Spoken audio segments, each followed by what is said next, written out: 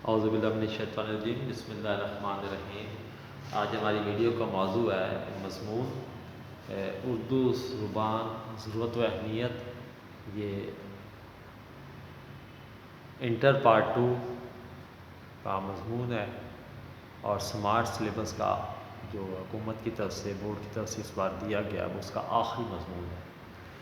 تو اس کے کچھ پوائنٹس یہاں پہ لکھے ہیں، ہر پوائنٹ کے میں ساتھ ساتھ میں وضاحت کروں گا، آپ اس کی کچھ لائنیں ساتھ میں لکھیں تو یہ آپ کا مضمون مکمل ہو جائے گا۔ سب سے پہلے موضوع کا تعارف، اردو زبان، یہ اردو کے لیے لفظ یہ ترکی زبان کا لفظ ہے جس کے معنی لشکر کے ہیں۔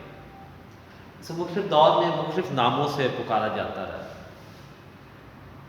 لوگوں کے میل جول سے میل ملاپ سے یہ زبان بنی ہے، اس وجہ سے اس کا نام ریختہ بھی رکھا گیا۔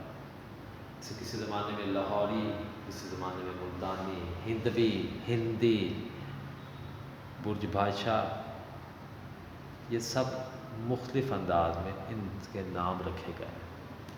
اب یہ زبان جس کا نام اردو ہے، یہ پاکستان کی قومی زبان ہے اور اس کی ضرورت اور اہمیت کیا ہے، اس پر ہمارا موضوع ہے۔ دوسری چیز نیکسٹ پیراگراف میں آپ بتائیں گے کہ زبان جو ہوتی ہے وہ انسان کے خیالات اور احساسات کے اظہار کا ذریعہ ہوتی ہے۔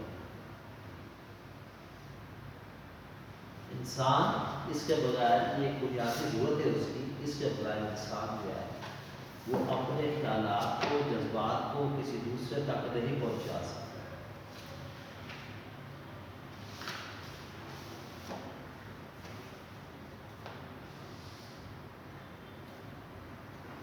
اور یہی زبان یعنی لینگویج انگلش میں جسے کہا جائے گا، وہ اس انسان کی یا اس قوم کی شناخت، تشخص اور پہچان ہوتی ہے۔ یہ اسے حیوانوں سے ایک درجہ بلند کرتی ہے۔ حیوانوں کی زبان ہوتی ہے لیکن وہ اس طرح گفتگو نہیں کرتے۔ زبان ٹنگ کی بات ہو رہی ہے، زبان لینگویج۔ تو ایسے ہی انسانوں کے جو اظہار ہے وہ زبان کے ذریعے۔ اس کے جو اگلا پیراگراف آپ دیکھیں گے کہ زبان جو ہوتی ہے وہ انسان ثقافت کی آئینہ دار ہوتی ہے۔ اس کے رہن سہن، طور طریقے، انداز، یہ تمام کے تمام اس کی پہچان ہوتی ہے۔ جو بھی باتیں، واقعات، چیزیں انسان کی زندگی گزارنے کے انداز اس خاص معاشرے کے اندر پائے جاتے ہیں، وہ اس کی زبان میں جمع ہوتے جاتے ہیں۔ روزمرہ محاورہ، ضرب المثال اور اس طرح کی کتنی چیزیں زبان کے اندر جو ثقافت اور تہذیب و تمدن ہے اس کو ظاہر کر رہی ہوتی ہے۔ اس کے بعد جو نیکسٹ والا پوائنٹ ہے وہ علاقائی اور قومی زبان میں فرق ہے۔ ایک بڑا ملک یا چھوٹا ملک کوئی بھی، اس کے اندر مختلف چھوٹے چھوٹے کئی علاقے، صوبے یا ضلع ہوتے ہیں۔ ہر صوبے یا ہر علاقے کی ممکن ہے کہ زبان دوسری زبان سے مختلف ہو یا قدریں مختلف ہو۔ جیسے پاکستان کے 4 صوبے ہیں تو چاروں صوبوں کی زبان الگ الگ ہے۔ پنجابی ہے، سندھی ہے، بلوچی ہے، پشتو ہے۔ اس کے علاوہ بھی پنجاب کے اندر سرائکی ہے۔ یہ مختلف قسم کی جو زبانیں ہیں یہ علاقائی زبانیں ہیں جو خاص علاقے میں بولی جاتی ہیں۔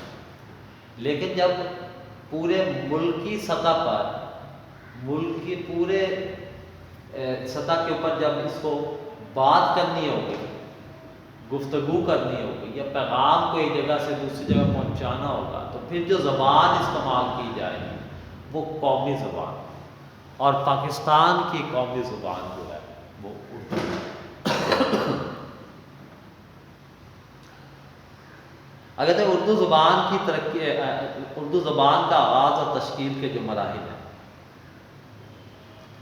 اس کے آغاز کے بارے میں مختلف نظریات پائے جاتے ہیں۔ کچھ لوگوں کا خیال ہے کہ یہ محمد بن قاسم کے آنے سے، یہاں آنے سے یہ زبان جو ہے وہ بنی ہے، تو بہت سارے قبیلوں کے لوگ یہاں پہ جمع ہوئے، فوج کے لوگ۔ کچھ کا خیال ہے کہ اس کے بعد ترکی جب یہاں پہ، کچھ کا خیال ہے کہ اس سے پہلے یہ سلسلہ بھی جاری ہے، اور ایسے ہی ہے کہ عرب سے اور ایران سے مختلف قافلے یہاں پہ تجارت کے لیے آتے تھے، اور تجارت کے سامان لے کے جاتے، تو اپنے اپنے گھروں میں یا اپنے ساتھیوں سے جو زبان بولتے تھے وہ تو ان کی ذاتی زبان ہوتی تھی، لیکن جب وہ لین دین کے لیے بازار میں جو زبان استعمال کرتے تھے وہ زبان یہی زبان ہے جس کی جدید شکل بازار کی زبان۔ تو ڈاکٹر جمیل جالبی ایک بزرگ گزرے ہیں، تاریخ ادب اردو، انہوں نے اس کے اوپر کافی کام کیا ہے۔ ان کے خیال کے مطابق یہ کوئی 5000 سال پہلے سوشینی قبیلہ جو ہے، دراوڑی قبیلہ، اوپر سے پہاڑوں سے اتر کے نیچے میدانی علاقوں میں آ کے رہے، تو وہ ایک قبیلہ جس کا نام سورشینی تھا، اور اس زمانے میں زبان یعنی لینگویج کو اپھرنش کہا جاتا تھا، تو اس کی زبان کا نام یعنی سورشینی اپھرنش تھا، سورشینی اپھرنش۔ اس کی جدید، وہ سورشینی اپھرنش کی جدید شکل جو ہے وہ اردو ہے۔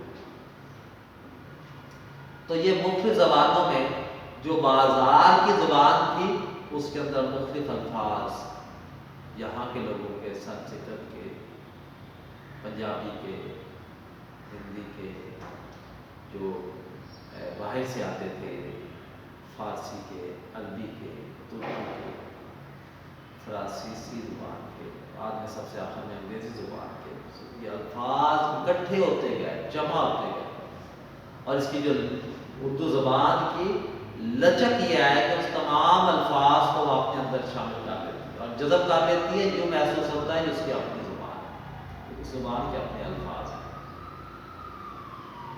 اس کے بعد دوسرا نیکسٹ پیراگراف میں آپ لکھیں گے کہ اردو زبان کی ترقی میں صوفیہ کرام کا کیا کردار ہے۔ جتنے بھی بزرگ و صوفیہ کرام جو محمد بن قاسم اور اس کے بعد آتے رہے، محمد بن قاسم کے ساتھ کچھ بزرگ آئے، اس کے بعد بھی بہت سارے بزرگ یہاں پہ آئے ہیں، اولیاء کرام آئے ہیں، انہوں نے یہاں پہ اسلام کی تبلیغ کی ہے۔ اب ان کی اپنی زبان فارسی یا عربی ہوتی تھی، لیکن یہاں کے لوگوں کی زبان سنسکرت اردو بھاشا تھی، تو وہ زبان جس سے وہ آپس میں گفتگو کر سکتے تھے وہ یہی زبان تھی جسے بازار میں بولا جاتا تھا۔ اسی زبان میں انہوں نے لوگوں کو سمجھایا ہے، تبلیغ کی ہے، نصیحتیں کی، بعض نے شاعری بھی کی ہے، گفتگو کی ہے، اور حقائق بیان کی ہیں۔ تو یوں اردو زبان کی اس کے اندر ان کے اپنے الفاظ شامل ہوتے گئے، اس لیے ہمیں اردو زبان میں فارسی اور عربی کے الفاظ زیادہ نظر آتے ہیں، کیونکہ اولیاء کرام اور صوفیہ کرام بزرگوں نے جب بات کو سمجھانا ہوتا تھا تو کچھ چیزوں کے لیے الفاظ وہی استعمال کرتے تھے جو عربی یا فارسی میں استعمال کی جاتے تھے، اور وہ لوگوں کو آہستہ آہستہ اس کی پہچان ہونی شروع ہوئی۔ یوں یہ اردو زبان کا صوفیہ کرام کا بہت احسان ہے۔ اس کے بعد جو اگلا پیراگراف آپ لکھیں گے کہ اردو زبان کی ترقی میں شاعروں اور ادیبوں کا کیا کردار ہے، یہ بہت زیادہ اہم ہے۔ یہ سب سے پرانی ایک مثنوی جو 1035 کی ہے، قدم راؤ، یہ قدیم اردو کی مثنوی نظم سمجھی جاتی ہے۔ اس کے بعد شاہ حاتم نے تھا، اس نے شاعری کرتا ہوتا تھا، اس کی شاعری کو قدیم شاعری اردو شاعری سمجھا جاتا ہے۔ پھر اس کے بعد جسے باقاعدہ جس کا کلام ہم تک پہنچا ہے وہ ہے ولی دکنی۔ ولی دکنی نے باقاعدہ فارسی کو چھوڑ کے اردو زبان میں شاعری شروع کی، اور دلی سے وہ آیا تھا اور دلی کی زبان ساتھ لایا تھا، دکن میں آیا تھا۔ اس کے علاوہ بعد میں بہت سارے شعراء کرام نے جیسے ولی کے بعد مین ہے، درد ہے، سودا ہے، آتش ہے، ناسخ ہے، ذوق ہے، غالب ہے، ان سب نے اس کی بہت زیادہ پیروی کی، ترقی دی اس کو۔ البتہ نثری طور پہ یہ زبان نے مجھ سے فائدہ اٹھایا ہے، کامیابی حاصل کی ہے 19ویں صدی میں۔ تو سر سید اور اس کے ساتھیوں نے، مولانا شبلی نعمانی نے، ڈپٹی وزیر احمد نے، اور اس سے پہلے کچھ عرصہ ملک کے اندر فورٹ ولیم کالج کی طرف سے جو نثر نگاری کا کام ہوا تھا، اس کی وجہ سے، ترجمے کا کام ہوا تھا، اس کی وجہ سے کافی بہتر۔ یہ وہ زمانہ ہے جب فارسی زبان میں جب فارسی زبان کا زوال ہوگا۔ 1707 سے لے کے آہستہ آہستہ مسلمانوں کی گرفت ختم ہوتی چلی گئی اور انگریز رفتہ رفتہ یہاں پہ قبضہ جماتے چلے گئے۔ تو ایسی صورتحال میں جو مسلمانوں کی زبان تھی، وہ زبان بھی زوال پذیر ہوتی چلی گئی۔ تو یوں فارسی زبان آہستہ آہستہ زوال کا شکار، لوگ اس کو سمجھنے اور پڑھنے کی ضرورت محسوس نہیں کر رہے۔ اب ان کے سامنے نئے حاکم آ گئے تھے انگریز، وہ انگریزی کی توجہ دینے لگے، یا وہ جو اردو جو زبان ہے اس پر کام کرتے تھے۔ تو 1799 تک ٹیپو سلطان وہ واحد آخری حکمران تھا جس کے پاس باقاعدہ فوج تھی انگریزوں سے لڑنے کے لیے۔ اس کے بعد پورے سب کانٹیننٹ میں، برصغیر میں، انگریزوں کے پاس سامنے کوئی ایسا علاقہ نہیں تھا، ایسا حاکم یا سردار نہیں تھا جس کے پاس اپنی فوج ہو اور انگریزوں کے سامنے کھڑا ہو سکے۔ جب ان تمام مسائل سے نپٹ لیا انگریزوں نے، تو پھر اس کے بعد انہوں نے کیا کیا؟ انہوں نے فورٹ ولیم کالج، ایک ادارہ کالج قائم کیا۔ اس کالج کا کام کیا تھا کہ وہ یہاں پر انگریز نوجوانوں کو یہاں کا تہذیب و تمدن اور یہاں کی زبانیں سکھائے۔ انگریز نوجوانوں کو یہاں کا تہذیب و تمدن اور یہاں کی زبانیں سکھانے کے کام۔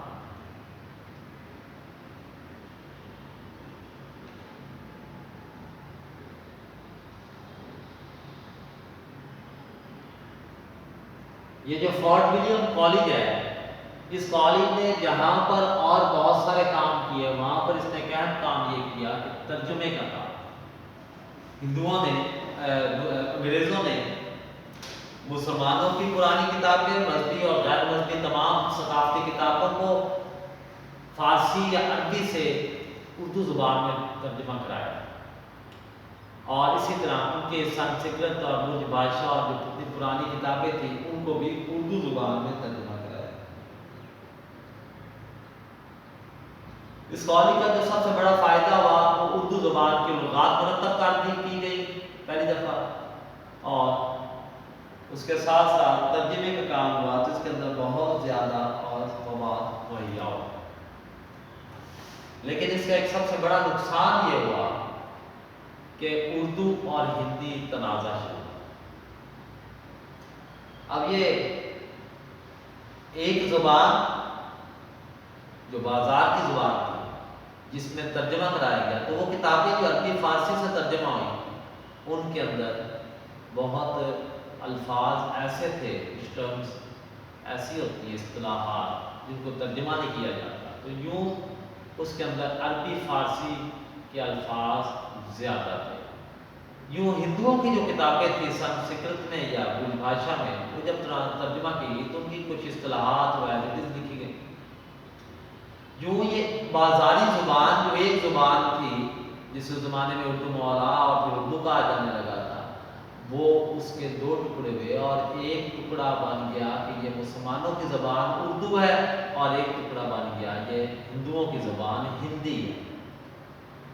اور ہندی اس طریقے میں دیوناگری رسم الخط میں لکھی جانے لگی جس سے لکھی جاتی ہے ہندی زبان، اور اردو کو عربی اور فارسی کے طریقے میں اس طریقے سے لکھا جانے لگا۔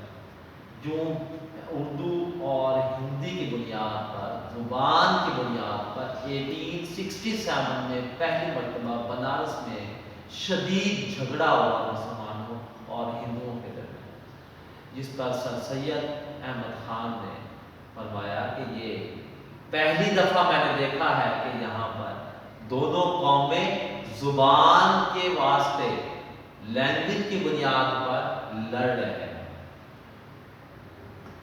تو یہ اب مسلمان اور ہندو قوم یہ دونوں کسی بھی معاملے میں اکٹھے نہیں ہو سکتے۔ اس کے بعد دو قومی نظریہ یہیں سے ہوا کہ جب اردو زبان میں جب سر سید احمد خان نے اس مسئلے کو حل کرتے ہوئے، اس کی اہمیت سے آگاہ ہوتے ہوئے اس کی سرپرستی کی، مختلف چیزیں تصنیف کی، کچھ مضامین لکھے اور تعلیم کیے، تو اردو ترقی یافتہ زبانوں کے مقابلے میں کھڑی ہوئی۔ تو اس کے بعد ایک خود بخود ایک علیحدہ نظریہ بن گیا کہ اس ملک میں دو قومیں ہیں۔ یہ دو قومی نظریہ ایک سیاسی شکل مل گئی کہ مسلمانوں نے الگ قومیت، ہندوؤں کی الگ قومیت ہے، تو اس لیے مسلمانوں کو ایک آزاد علیحدہ ملک چاہیے، ایک آزاد علیحدہ ملک چاہیے جو کہ مسلمانوں کے لیے ان کی مذہبی حوالے سے ان کا کام آئے، اس کے مطابق وہ اپنی زندگی گزار سکے۔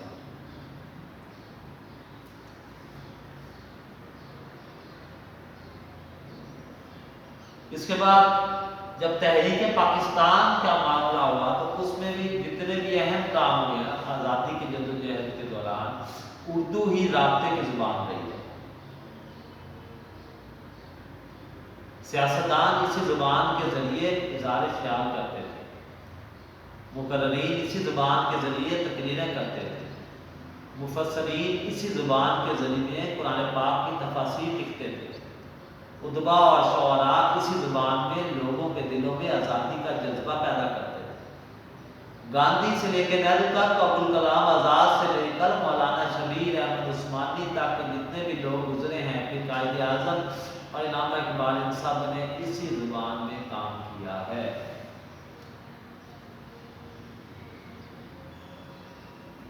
تو یہ زبان جس نے مسلمانوں کے لیے علیحدہ ملک بنانے کی کوشش کی، وہ تمام کے تمام اردو زبان میں بات کر رہے ہیں۔ اس لیے کہ پاکستان کے فوراً بعد قائد اعظم نے فرمایا تھا کہ ایک مشترکہ سرکاری زبان کے بغیر کوئی قوم باہم متحد نہیں ہو سکتی اور نہ کوئی کام کر سکتی ہے۔ جہاں تک پاکستان کی سرکاری زبان کا تعلق ہے تو اس کی جب اردو ہے، تو حکم دیا گیا کہ اردو۔ اب آگے آتا ہے کہ اردو زبان جو ہے وہ ہماری، اگلا پیراگراف جو آپ لکھیں گے، قومی یکجہتی کی ضمانت ہے۔ چاروں صوبوں میں علیحدہ علیحدہ زبان بولی جاتی ہے، تو ان چاروں صوبوں کو ایک زنجیر میں باندھنے کے لیے ضروری ہے کہ چاروں کی زبان کوئی ایک ایسی زبان ہو جو مشترک ہو، جس میں وہ ایک دوسرے سے بات چیت کر سکے، جو ان میں جذبہ یکجہتی اتحاد کو اجاگر کر سکے۔ تو یہ ایسی زبان ہے اردو جو یکساں طور پہ سارے صوبوں میں بولی جاتی ہے۔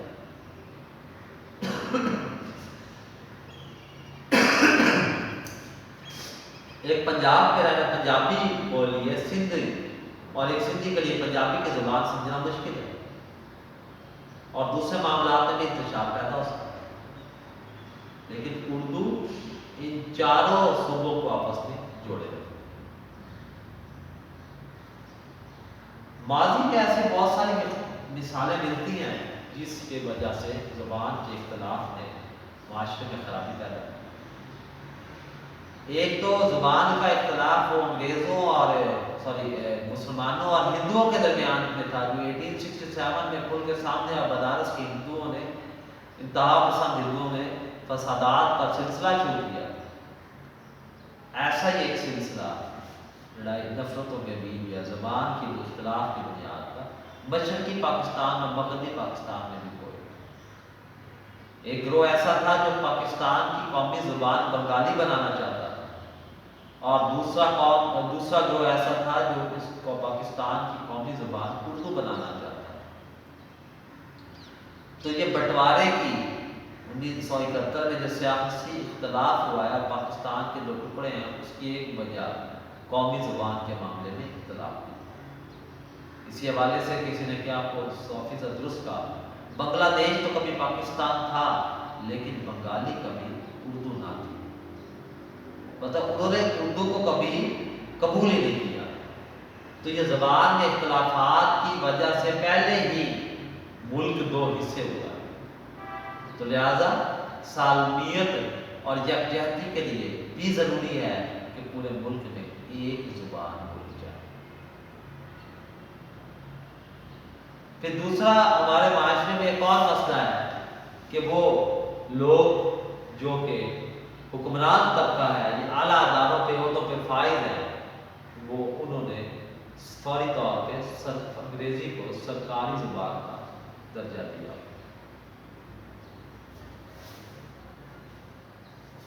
وہ انگریزی میں ہی بات کرتے ہیں، وہ کھلم کھلا انگریز خان طبقہ اردو کو ختم کرنے کی کوششیں میں لگا ہوتا ہے۔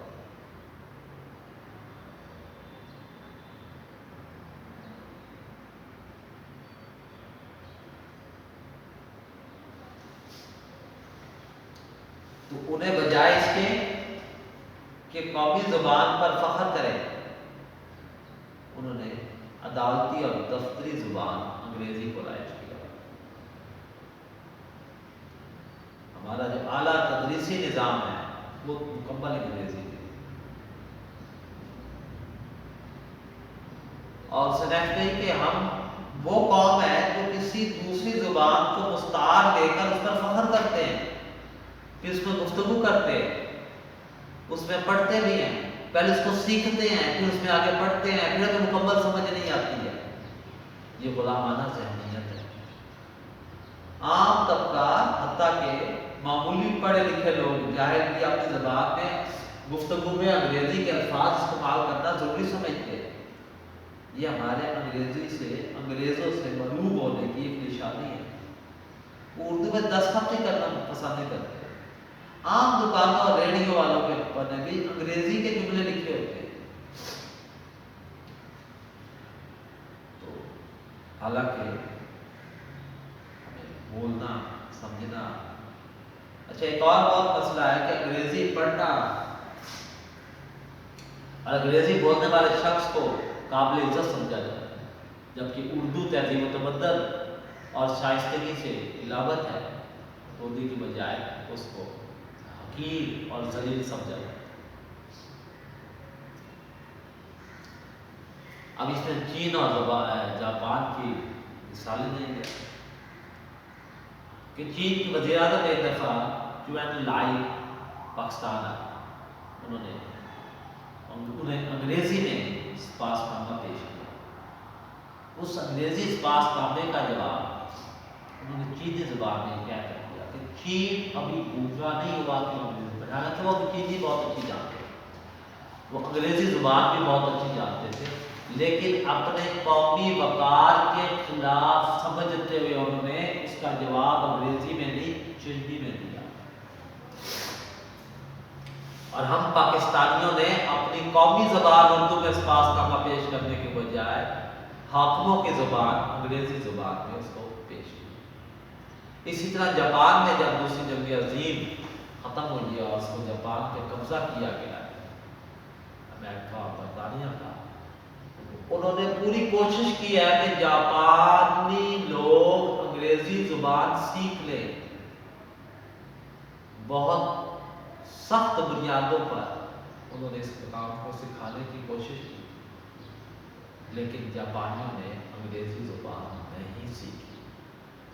وہ آج بھی اپنی جاپانی زبان پر فخر کرتے ہیں، اور تھوڑے عرصے بعد انہوں نے آزادی حاصل کی۔ تو زندہ قومیں ہمیشہ اپنی زبان کی حفاظت کرتی ہیں۔ اب اردو کا جو زوال ہے اس کا سب سے بڑا سبب جو ذہنی غلامی ہے، وہ طبقہ جو یہاں پہ بیٹھا ہے جسے حکمران طبقہ ہے، ان کے تمام معاملات، خیالات، ارشادات، گفتگو، کتابیں، اسکول، کالج، دفتری کا، وہ سب کا سب انگریزی میں ہوتا ہے۔ تو لہٰذا ان کے خیال میں پاکستان میں اردو زبان رائج ہونی ہی نہیں چاہیے۔ حالانکہ جو قومی زبان ہے اس کی ایک اپنی اہمیت اور افادیت ہے۔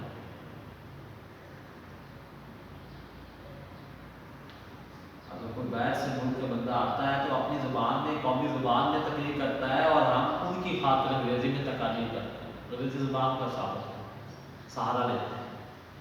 ہم بہت دعویٰ کرتے ہیں کہ ہماری قومی زبان اردو ہے، لیکن ہم اردو بولنا ہار سمجھتے ہیں، اور ہر جگہ پر انگریزی بولنے والے کو مہذب، شائستہ اور تمیزدار سمجھا جاتا ہے۔ ہر شعبہ زندگی میں ہم انگریزی لباس کو، انگریزی انداز کو، انگریزی زبان کو، اس کو معیار زندگی سمجھ لیتے ہیں۔ وہ شخص جس نے انگریزی لباس پہنا ہو، انگریزی بولتا ہو، خواہ اس کے نظریات اور عقائد اور اخلاقیات کتنے ہی خراب کیوں نہ ہو، وہ ہمارے خیال میں بڑا ترقی پسند اور روشن خیال ہے۔ قومی لباس والے انسان کو ہم تنگ نظر اور دوسرے درجے کا شہری سمجھتے ہیں۔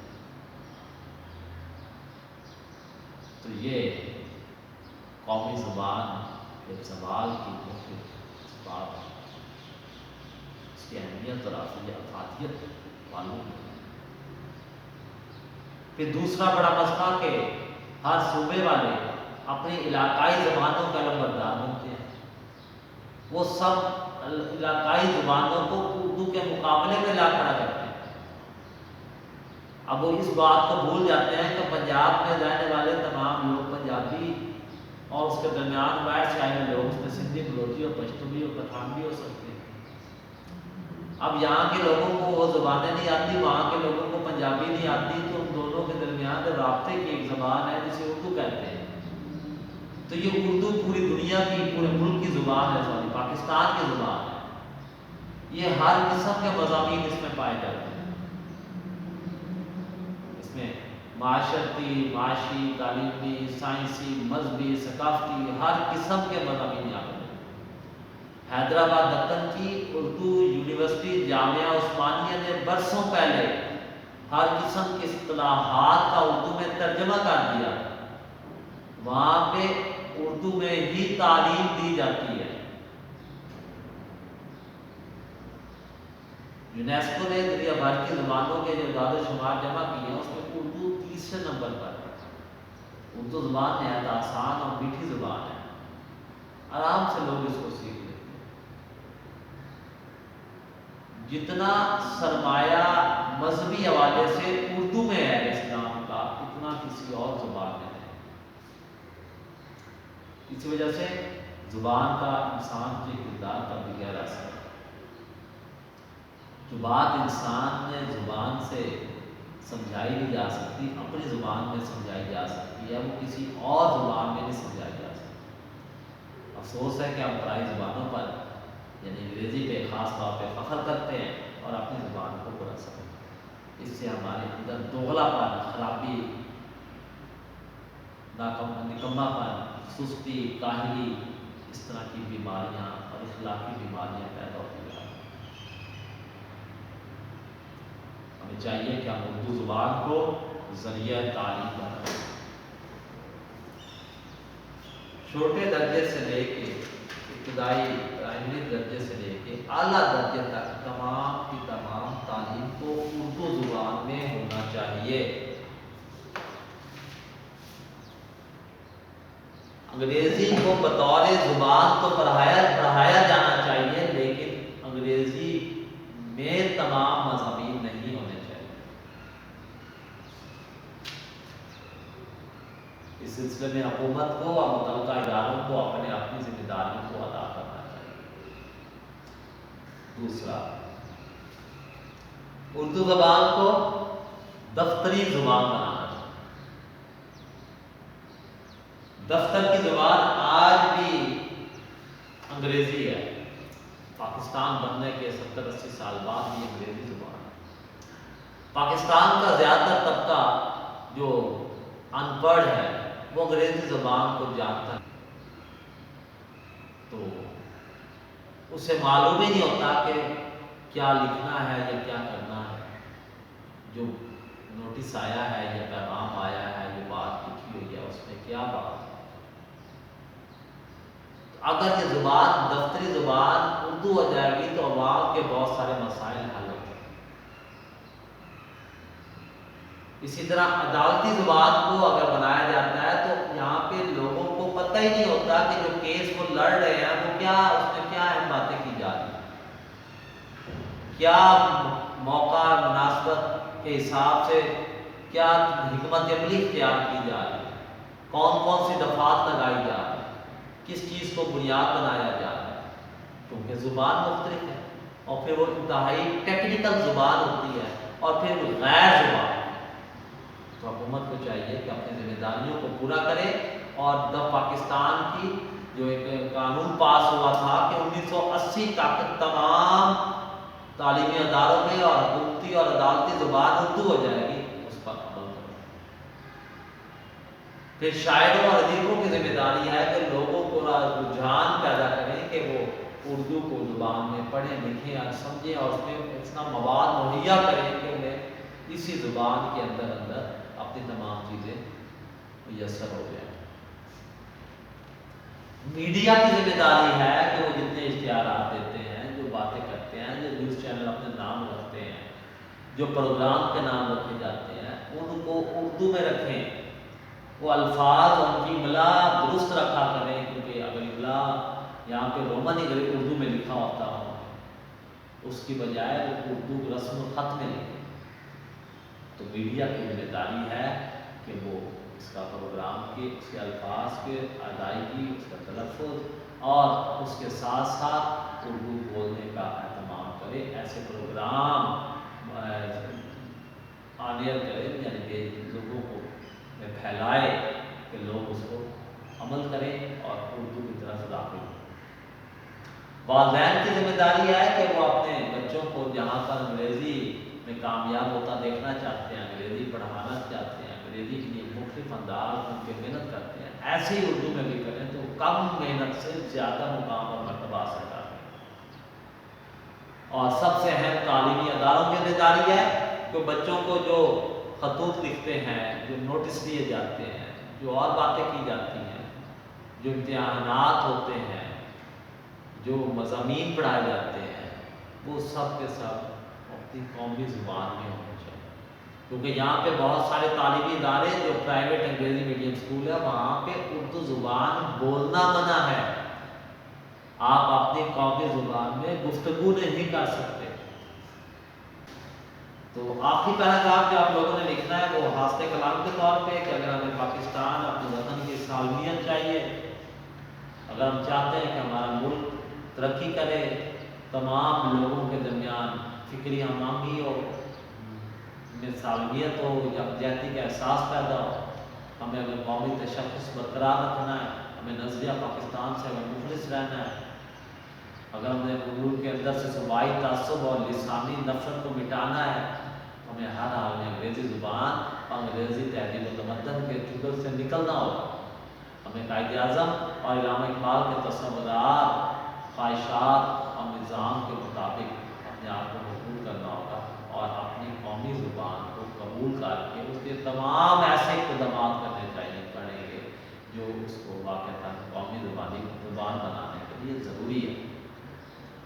جب اردو بولنا، اردو پڑھنا، اردو لکھنا ہمارے لیے سرمایہ فخر ہو جائے گا، ہم خلوص نیتی سے اپنے دائرے میں اردو کو نافذ اور رائج کر دیں گے، تب صحیح معنی میں ہم کہیں گے کہ ہماری قومی زبان بن گئی، اور ہم پوری دنیا کے سامنے خوددار اور باوقار قوم کی حیثیت سے اپنا مقام بنا سکیں۔ یہ تھا آپ لوگوں کا مضمون، یہ پوائنٹس کی شکل میں آپ لوگوں کو لکھا ہوا ہے سامنے، آپ نے تمام پوائنٹس کو ایک چھوٹا پیراگراف بنانا ہے، اس طرح آپ کا یہ آرام سے 10-12 صفحات بن جائیں گے۔ اللہ حافظ۔